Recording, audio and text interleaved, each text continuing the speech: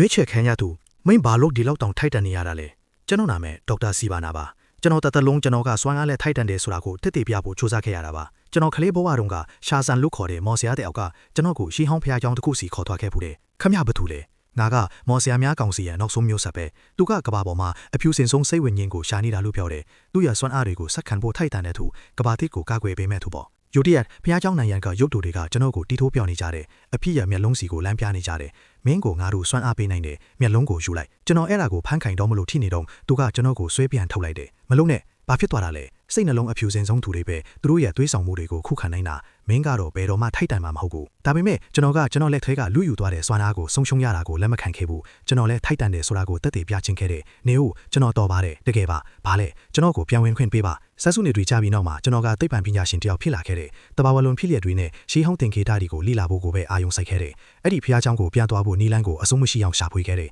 တချိန်ကခေါ်ဆောင်ချင်းခံခဲ့ရတဲ့တခြားသူတွေရဲ့အတွေ့အကြုံတွေကိုပါလိုက်စုံစမ်းခဲ့တယ်နောက်ဆုံးတော့ကျွန်တော်ကိုအဲ့ဒီကိုပြန်ခေါ်သွားမဲ့လမ်းကြောင်းကိုရှာတွေ့ခဲ့တယ်ကျွန်တော်တခါတုန်းကရောက်ဖို့ခဲ့တဲ့ဖျားเจ้าထဲကိုတပန်းပြန်ဝင်ခဲ့တယ်ဒီအချိန်လေးကိုငါဖလောက်တောင်စောင့်ခဲ့ရလေကျွန်တော်လက်လန်းပြီးတချိန်ကကျွန်တော်ကိုခေါ်ခဲ့တဲ့အပြည့်ရဲ့မျက်လုံးကိုယူခဲ့တယ်မင်းရဲ့ချန်ပီယံကိုမင်းဘယ်တော့မှမတွေ့ခဲ့ရဘူးဒါပေမဲ့ငါတို့ကတော့ငါတို့ရဲ့ချန်ပီယံကိုတွေ့ခဲ့ပြီးအဲ့ဒါကကျွန်တော်မျက်လုံးထဲကိုပေါင်းဆက်ထွက်တဲ့အချိန်မှာစိတ်ကူးမရင်နိုင်တဲ့စွမ်းအားတွေကျွန်တော်ကိုယ်ထဲကိုစီးဝင်လာတာကိုခံစားလိုက်ရတယ်ကျွန်တော်ကုမ္ပဏီစီကိုပြန်သွားပြီးကျွန်တော်ကိုအဆက်ခွဲခဲ့တဲ့လူတိုင်းကိုဖျက်ဆီးဖြစ်ဖို့အထင်ထင်နေပြီးကျွန်တော်ထဲကနှဆိုးခုနှစ်ကောင်ကိုထုတ်လုပ်ပြီးဒါရိုက်တာပုအခွေတစ်ခုလုံးကိုထပ်ပစ်လိုက်တယ်ဒါပေမဲ့အဲ့ဒီနောက်မှာနှဆိုးတစ်ကောင်ကဖြောတယ်မော်ဆရာကသူ့ရဲ့ချန်ပီယံကိုရှာတွေ့သွားပြီးချန်ပီယံအစ်စ်ကပိုးပြီးအစွမ်းမကြီးလာခင်မှာသူ့စွမ်းအားတွေကိုကောင်းကောင်းအထုံမချနိုင်ခင်ကျွန်တော်ကသူ့ကိုတိုက်ရတော့မယ်အကြာကြီးရှာဖွေပြီးတဲ့နောက်မှာတော့ရှာဇန်ရဲ့စွမ်းအားကိုစက်ခံလို့ရွေးချယ်ခံရသူကိုကျွန်တော်နောက်ဆုံးတော့ရှာတွေ့ခဲ့တယ်ရွေးချယ်ခံရသူဒီလိုခေါ်ကြတဲ့ပြီးစုံတဲ့လူကြီးပေါ့ကျွန်တော်ကသူ့ကိုအားလုံးကိုကျွန်တော်စီလက်နဲ့ချားကိုပြုတ်ခဲ့ပြီးမဲ့သူကညင်းခဲ့တယ်လက်တီးတစ်ချက်ထဲနဲ့သူ့ကိုလွင့်စင်ထွားအောင်ထိုးလိုက်တယ်ပြီးတော့သူ့လက်ဘင်းကိုဆွဲညီသူကောင်းကင်ပေါ်မင်းမြင့်ကိုမြောက်တင်လိုက်တယ်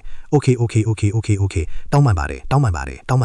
မင်းကလေးတယောက်လိုအော်နေတာပဲအဲ့ဒါကျွန်တော်ကလေးမို့လို့ပဲကျွန်တော်ကကလေးပါခမ ्या ကလေးကိုမနာချင်းစေခြင်းဖို့မဟုတ်လားကျွန်တော်တို့ကိုပြန်တွေ့ပြီးအပြီးပိုင်ရှင်းဖို့ဖြစ်နေတော့မှကောင်းကင်ပေါ်ကနေလျက်စီတစ်ချက်ထိုးကြလာတယ်နောက်တစ်ခဏမှချန်ပီယံကကျွန်တော်မျက်စိရှိတင်ပျောက်ကွယ်သွားတယ်သူ့ကိုနေရာတိုင်းမှာလိုက်ရှာနေတော့ရုတ်တရက်သူ့ရဲ့အနီးဆုံးလူတွေနဲ့အတူရုံမြင်တန်းချားမှာသူ့ကိုကျွန်တော်တွေ့လိုက်ရတယ်မီလီသူ့ပေမှာလေသူကပြီးပြေဆုံးတယ်အဲ့ဒီတဲလွန်းစားနဲ့ကျွန်တော်သူ့မိသားစုကိုရှာတွေ့ခဲ့ပြီးသူ့ရဲ့စွမ်းအားကိုစွန့်လွတ်ဖို့အတွက်သူ့လူကိုဖိအားပေးခဲ့တယ်ဒါပေမဲ့ကျွန်တော်အဲ့ဒါကိုရယူတော့မယ့်အချိန်မှာသူကတိတ်ခိုက်လာတယ်သူကသူ့တူငယ်ချင်းတွေကိုလန်ဒန်ကိုကင်ထားဖို့အော်ပြောတယ်ငါနာမည်ကိုခေါ်ရှာဆန်ပြီးတော့တခဏချင်းမှာမော်ဆရာရဲ့စွမ်းအားကသူတို့စီကိုကူးပြောင်းသွားတယ်ကျွန်တော်နှဆိုး6ကောင်ကိုခေါ်ထုတ်ပြီးသူတို့ကိုအပြီးပိုင်ရှင်းဖစ်ဖို့ပြင်ဆင်ခဲ့တယ်တိုက်ပွဲအသေးမှာသူကကျွန်တော်အားနဲ့ချက်တွေကိုမြင်လာခဲ့တယ်သူကကျွန်တော်ထဲကနှဆိုးတွေကိုလောင်ပြောခဲ့တယ်သူ့ရဲ့စကားတွေကိုကြားတဲ့အခါမှာတော့နောက်ဆုံးနှဆိုးကကျွန်တော်ထဲကနေထပ်ပြန်သွားတယ်အဲ့ဒီအချိန်မှာကျွန်တော်စွမ်းအားတွေဆုံးရှုံးသွားပြီးကောင်းငင်ဘော်ကနေကျွန်တော်ပြုတ်ချလာခဲ့တယ်မိပြီရှာဆန်ကျွန်တော်မြေကြီးပေါ်မကြမီလေးမှာချန်ပီယံကကျွန်တော်ကိုဖမ်းမိခဲ့တယ်သူကကျွန်တော်မျက်နှာကနေအပြည့်ရဲ့မျက်လုံးကိုဆွဲနှုတ်ပစ်လိုက်ပြီးကျွန်တော်အရာအလုံးကိုဆုံးရှုံးသွားခဲ့တယ်